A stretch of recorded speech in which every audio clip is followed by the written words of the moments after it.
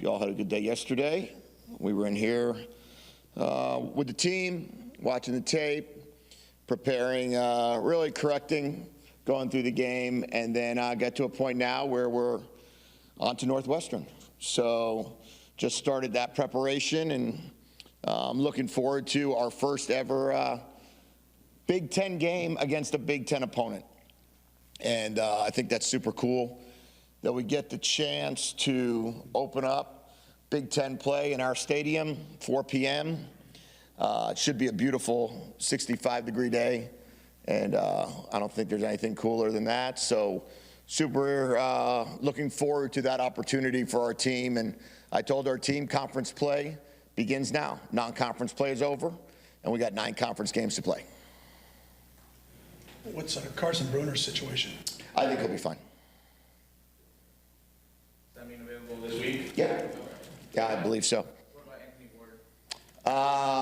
Not sure yet. He's got to go through all the medical protocols after that hit. So we'll just wait and see. Think Quentin Moore will have a chance to play? I'm hopeful but doubtful.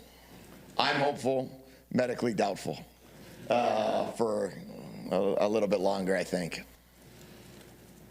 You had said after the game that you were surprised to see the amount of penalties and, I guess, lack of discipline there. When you look through tape and kind of assess everything, do you have any better idea on why the team kind of came out the way they did in that way? Yeah, well, we had 9 pre-snap penalties in the game. So we had 4 false starts in the game. I don't really, know why that happened. I think there was, some noise, but it was a 4th and 6. We had a false start because on cadence we had they called the center for moving one time. We haven't gotten that called on us before.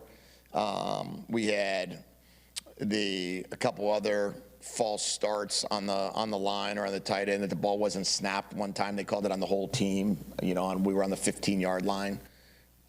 No, I don't know why that happened defensively.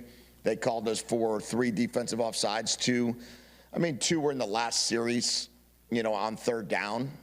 It was a 3rd and 11 on the 1, and obviously Valdez was trying to hope to make a play, and rather than just be patient and know that we were probably going to get the ball back in that situation. That was really frustrating. Then 3rd and 6, they got 3 guys to jump off sides on a clap cadence.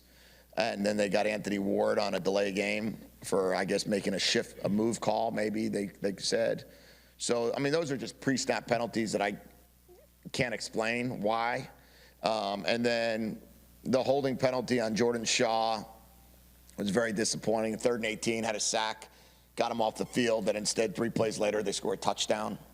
The DPI was on a go ball to Elijah Jackson where we wanted to play through his hands, and one of those deals that they called PI on, rightfully so. And then the holding penalty on Thad was holding. It was holding. There's no question about it. And then the face masks, we had 3 face masks. And as I said to Tristan Dunn, you can't grab a guy's face mask. And Isaiah Ward, let go of the face mask. And those are the things we've got to do better. And so disappointed, but, they called them right. Outside of the penalties, how did you assess the offensive line's play?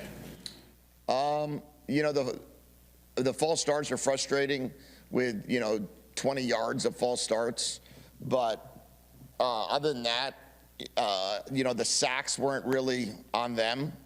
There was, Will dropped a snap on 3rd and 7 on the 20-yard line to go in and, hopefully score a touchdown to go up 14-10 there. There was another sack based on the snap. Didn't leave the ground. That was another sack. So I thought we had, too many sacks, but I think a lot of it came down to we had a screen called on one play where the screen runner didn't run the screen. So that was another sack. So I thought the offensive line played fine. We ran the ball for 130 yards or so. We got moving we moved the ball just fine. We had 460 yards of offense. But I just feel as if, in the end, too many mistakes to say that anybody played good. Jedd, 48 hours after that last play, the fourth and goal play, how do you kind of process that 2 days later? Probably the same. You know, we had a chance. We didn't execute the play. I told the team last year it was 4th and 1 with 1:15 left on the -29 and the 11-0 Washington team against the 5-6 Washington State team, and they converted a reverse. A year later, it's 4th and 1 with 1:12 with a 24-19 game, and we don't convert on an option play. That happens. If the reverse doesn't convert, Washington State wins last year 24-21. So in our case, the option play didn't convert, and we didn't execute the play. And if we executed the play, it would have converted. What needed to be done execution-wise that wasn't done? We needed to leave a guy to run option off of, and we didn't. We didn't block it the way we would have liked to block it, and the way we would have expected to block it. But you know, that's just the way. That's game of football. If we called a pass and threw it incomplete, then we should have ran it. So if you run it and you don't get it, you should have thrown it. It's unfortunate. We've had this situation happen. I lived through it at USC a year ago in triple overtime, and we didn't get in on a triple overtime play, and they did on a quarterback scramble where Caleb dove into the end zone. I lived through it on the other end of plays, you know, against Kansas State in 2011, so it just happens. And it's always crazy when a play goes down to a 4th and 1 on the 1 in the fourth quarter with a minute left. But I could point to a lot of plays that the game wouldn't have ever had to get to that. And that's the unfortunate part of the game. I'm sure Denzel would have wished he got into the end zone on the 3rd down and 10. I'm sure that defensively, we wished we tackled him on 3rd and 20 at the end of the half, and we didn't. And he got into the end zone from the 31-yard line. If we tackle him, they kick a field goal there, and then we kick a field goal at the end of the game to win. No. I know you said you didn't like the look originally, and that's why you called timeout before that 4th down. Was that a difficult decision to use a timeout there, knowing that if you hadn't converted and you had 3 timeouts, maybe that changes things if they get the ball back? No, well, we would have thrown it. It would have been incomplete. It would have been they made a signal that I saw that I knew what they were doing, and the play we had called and the signal that they had to how they were going to defend it, the play would have been incomplete. Do you still think that the defense that Washington State was in on 4th down, you still could have executed that play with success if it was run the right way? Before the timeout or after? Oh, yeah, 100%. Yeah, 100%. There was no thought of when you saw what defense they were in, just let's take a delay and just go 4th and 6 and just... Yeah, I actually made that joke yesterday. I said, you know, what if you took a delay right there and then made a 4th and 6 and tried to explain that one? But no, because we didn't need to. The front was fine. It wasn't. We didn't leave a guy to run option. You got to leave one. If you're going to run option football, you got to leave one guy. And when you don't leave a guy, and the 52 becomes the guy that makes a tackle, 52 should have been blocked, and number 0 or number 8 should have been free, and had to defend the quarterback and the running back. Oregon ran the same play against Oregon State for 60 yards onto the short side of the field on Saturday. Same play. Wound up just blocking it a little differently. Now that you've had 3 games to see the offense, how would you characterize the identity of this offense? Well, I mean, I think we're 8th in the country in explosive offense. We're 20th in the country in total offense. We're averaging 7.5 per play, I believe it is, 7.55 per play. So we're throwing the ball about 57% of the time. We're running the ball about 43% of the time. All of that feels very normal to me.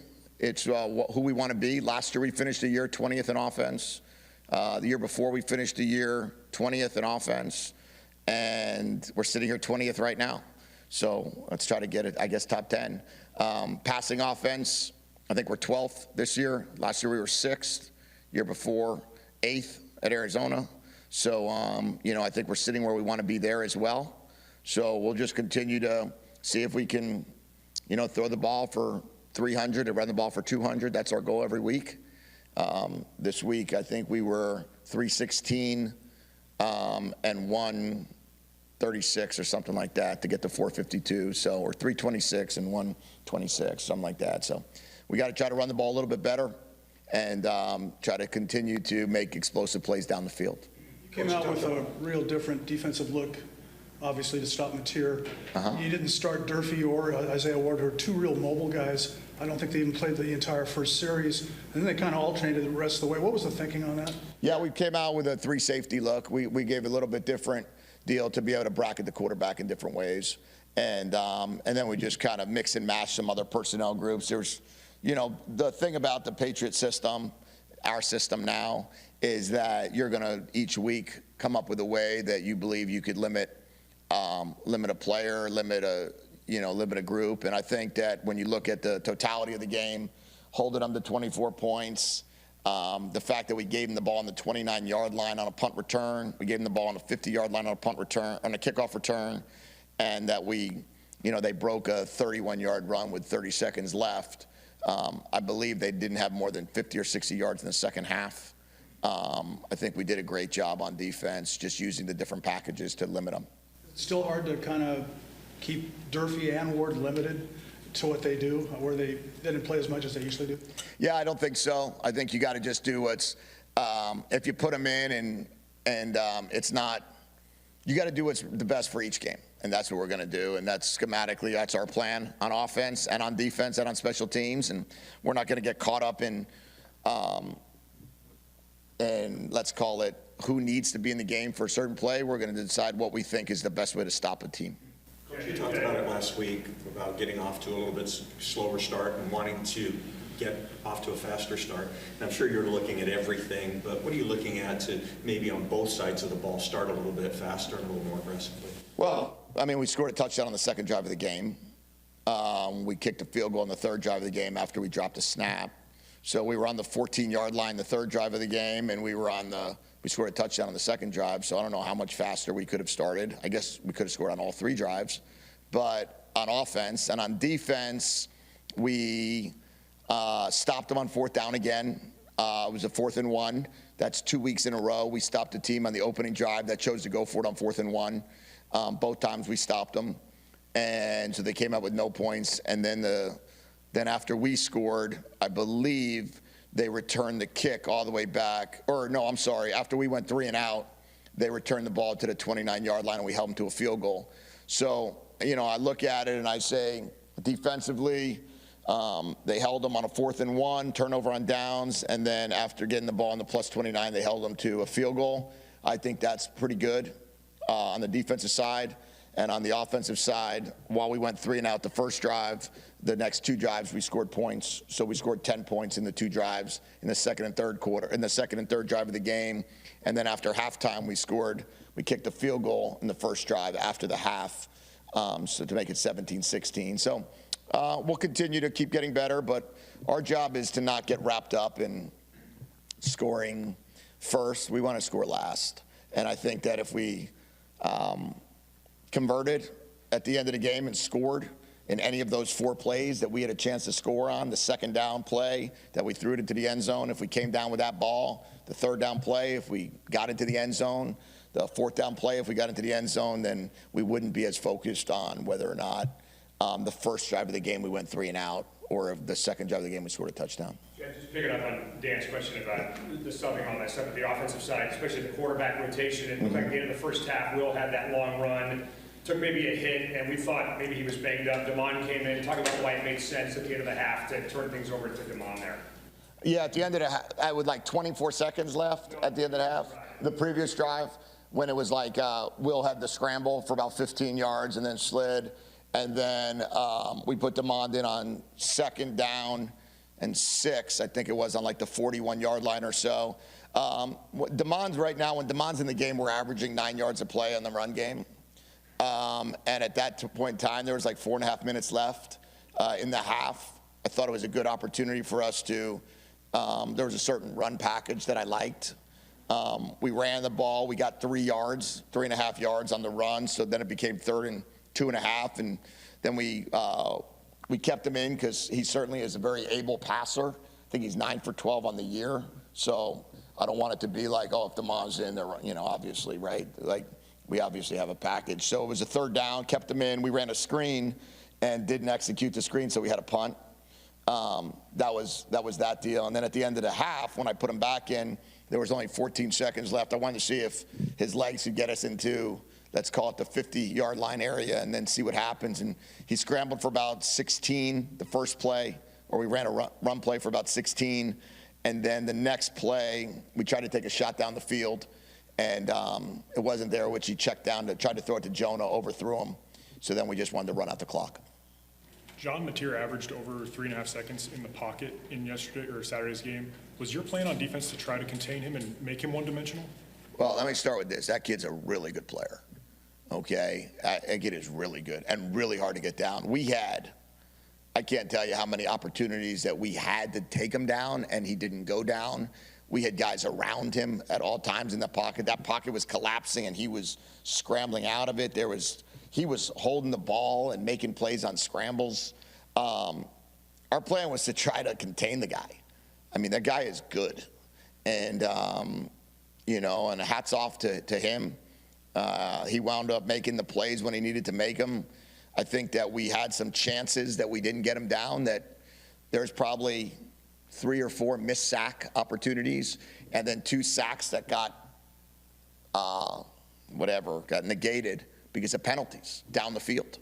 So we had our chances on him, and we didn't take advantage of them, and kept him to 24 points. That's enough to beat a team, though, in college football. If you keep a team to 24 points in college football, I would expect us to win.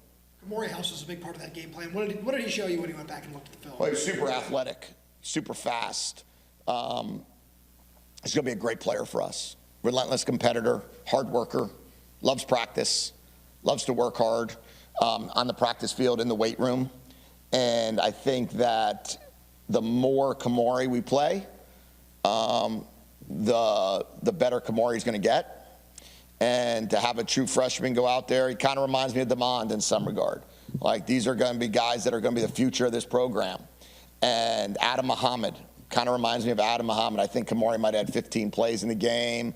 Adam had 15 plays in the game. These are the guys that are going to be the future of the program. They're going to get mixed in. Decker DeGraff, get them mixed in, get them more comfortable. And as we see them play 30, 40, 50, 60 snaps in the years to come. What would you say the ratio of first-team snaps is for DeMond with Bo? Is it 80-20, 90-10? At the end of the game?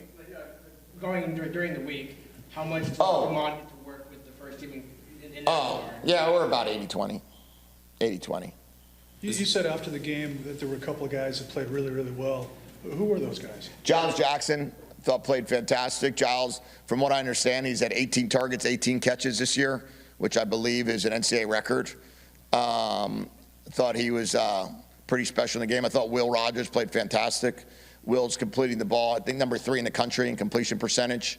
Some of the plays he made, some of the throws he made were exceptional. Zoe played great at linebacker, made a ton of plays. Really impressed with the way Zoe played in this game. Those are the 3 that kind of stood out to me. And, I thought Jonah had a good game. Probably 1 or 2 plays he'd probably like to take back in pass protection. They got us on a corner blitz one time, but other than that, those guys stood out to me, Giles and Will and Zoe. The packages for the backup quarterback. Is that a challenge at all for the starter to have to come out of a game mid-series on second down and not necessarily knowing when that's going to happen, or maybe he does, but yeah, I don't think so. I mean, I don't think.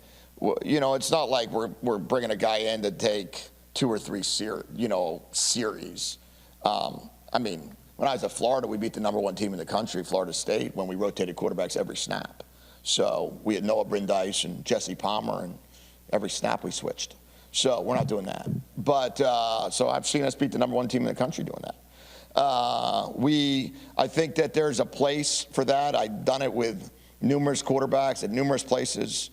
And in this case, this is more of college football 2024, where you've got 2 really good players and you've got an opportunity to mix and match them a little bit.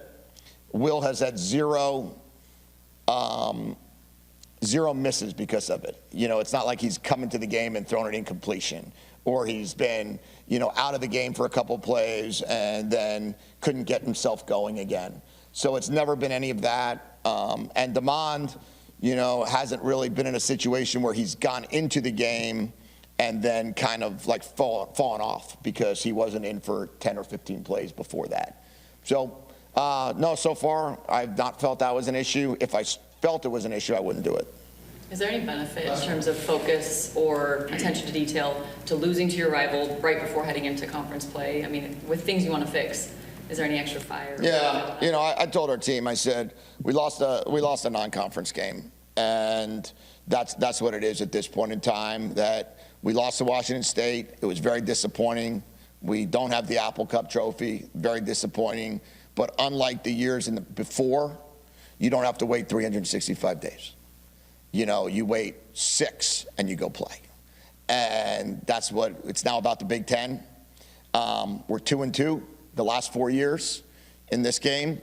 The last 2 years, as I said, one game on 24-21 one way, one went 24-19 the other way. It's 2 good teams. And as I said all week, they're a good team. They got good coaches. It's a good program. They've been together now 4 years with Coach Dickert. They know what they want to be. We went out there. We had a great game. It was a great football game that ended 36 inches short. Okay? All right. Thanks. Appreciate it.